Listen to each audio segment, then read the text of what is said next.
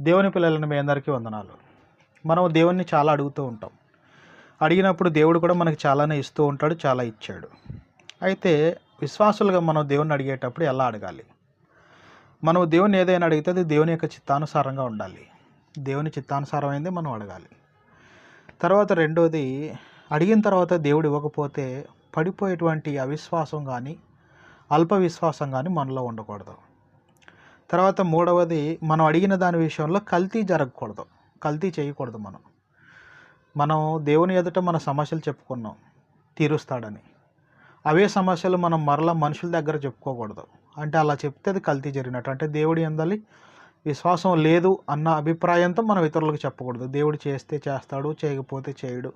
ఇలాంటి అవిశ్వాసంతో దేవుని అడగకూడదు, కల్తీ జరగకూడదు. తర్వాత దేవుని పరీక్షించడానికి అసలు అడగకూడదు.